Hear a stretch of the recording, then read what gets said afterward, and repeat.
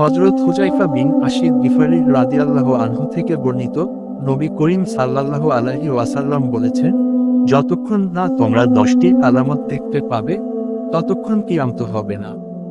সেগুলো হলো দাজ্জালের আগমন, হযরত ঈসা আলাইহিস সালামের অবতরণ, ইয়াজুজ ও মাজুজের আত্মপ্রকাশ, 3টি ভূমিধস, একটি পূর্বে, একটি পশ্চিমে এবং একটি আরব উপদ্বীপে ধোঁয়া যা চারদিক অন্ধকার করে দেবে, দাব্বাতুল আরদ বা জমিন থেকে একটি অদ্ভুত প্রাণীর বের হওয়া, পশ্চিম দিক থেকে সূর্য উদিত হওয়া এবং প্রচণ্ড আগুন যা মানুষকে হাসরের ময়দানের দিকে তাড়িয়ে নিয়ে যাবে। শেষ জামানায় ফিতনা বা বিশৃঙ্খলা সম্পর্কে সতর্ক করে রাসূলুল্লাহ সাল্লাল্লাহু আলাইহি ওয়াসাল্লাম বলেছেন, তোমরা অন্ধকার রাতের টুকরোর মতো ঘনিয়ে আসা ফিতনার আগে নেক আমল করার তড়িৎ চেষ্টা করো। শেষ সময় একজন লোক সকালে মুমিন থাকবে কিন্তু বিকেলে কাফের হয়ে যাবে, আবার বিকেলে মুমিন থাকবে কিন্তু সকালে কাফের হয়ে যাবে। মানুষ দুনিয়ার সামান্য স্বার্থের বিনিময়ে নিজের দিন বিক্রি করে দেবে। সময়ের সংকোচন ও ইলম বা জ্ঞান উঠে যাওয়া সম্পর্কে নবী করিম সাল্লাল্লাহু আলাইহি ওয়াসাল্লাম বলেছেন, কিয়ামত ততক্ষণ হবে না যতক্ষণ না সময় সংকুচিত হয়ে যাবে। 1 বছর হবে 1 মাসের মতো, 1 মাস হবে 1 সপ্তাহের মতো, 1 সপ্তাহ হবে 1 দিনের মতো এবং 1 দিন হবে 1 ঘন্টার মতো।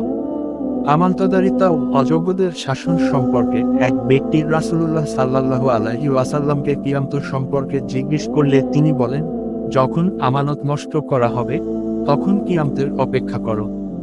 লোকটি জিজ্ঞেস করল, আমানত কিভাবে নষ্ট হবে?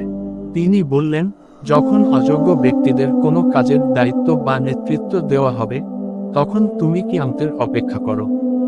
সম্পদের আধিক্য ও কৃপণতা সম্পর্কে রাসূলুল্লাহ সাল্লাল্লাহু আলাইহি ওয়াসাল্লাম বলেছেন যে, শেষ যুগে মানুষের কাছে সম্পদের অভাব থাকবে না, কিন্তু মানুষের অন্তরে কৃপণতা এবং লালসা বেড়ে যাবে। মানুষ এতটাই সম্পদশালী হবে যে দান করার জন্য লোক খুঁজে পাওয়া কঠিন হয়ে পড়বে। সহিহ মুসলিমের একটি দীর্ঘ ও গুরুত্বপূর্ণ হাদিসে শেষ জামানার পরিস্থিতি এবং ফিতনা সম্পর্কে বিস্তারিত বর্ণিত হয়েছে। হযরত আবু সাঈদ খুদরী রাদিয়াল্লাহু আনহু থেকে বর্ণিত, রাসূলুল্লাহ সাল্লাল্লাহু আলাইহি ওয়াসাল্লাম একদিন আমাদের নিয়ে আসরের নামাজের পর থেকে সূর্যাস্ত পর্যন্ত দীর্ঘ ভাষণ দিয়েছিলেন। সেই দীর্ঘ বর্ণনার সারসংক্ষেপ হলো, রাসূলুল্লাহ সাল্লাল্লাহু আলাইহি ওয়াসাল্লাম বলেছেন যে দুনিয়া হলো সবুজ ও সুমিষ্ট, আর আল্লাহ তোমাদের এখানে তার প্রতিনিধি হিসেবে পাঠিয়েছেন এটা দেখতে যে তোমরা কেমন আমল করো। তাই তোমরা দুনিয়া ও নারী জাতির ফিতনা থেকে বেঁচে থাকো। তিনি আরও জানিয়েছেন যে শেষ জামানায় এমন এক সময় আসবে যখন প্রতিটি বিশ্বাসঘাতক বা গাদ্দারের জন্য কিয়ামতের দিন একটি করে নিশান বা পতাকা উত্তোলন করা হবে এবং বলা হবে এটি অমুকের পুত্র অমুকের বিশ্বাসঘাতকতার নিদর্শন।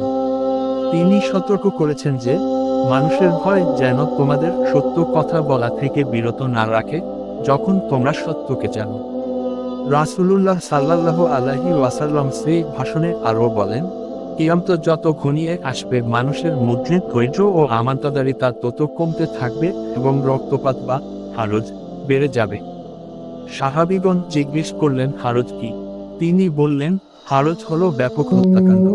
এমনকি হত্যাকারী জানবে না সে কেন হত্যা করছে, আর যাকে হত্যা করা হচ্ছে সেও জানবে না তাকে কেন হত্যা করা হলো। শেষ সময় ইবাদতে মগ্ন থাকাকে রাসূলুল্লাহ সাল্লাল্লাহু আলাইহি ওয়াসাল্লাম আমার কাছে হিজরত করে আসার সওয়াবের সমান বলে ঘোষণা করেছেন। শেষ জামানার মানুষদের ঈমান সম্পর্কে তিনি বলেছেন, তারা হবে ধোঁকা ও প্রতারণায় পরিপূর্ণ এক সমাজের বাসিন্দা, যেখানে সত্যবাদীকে মিথ্যাবাদী আর মিথ্যাবাদীকে সত্যবাদী বলা হবে। এই দীর্ঘ হাদিসটি আমাদের চারপাশের অস্থির সময়ে ধৈর্য ধারণ এবং আমানতদারিতার সাথে দিনের উপর টিকে থাকার শিক্ষা দেয়।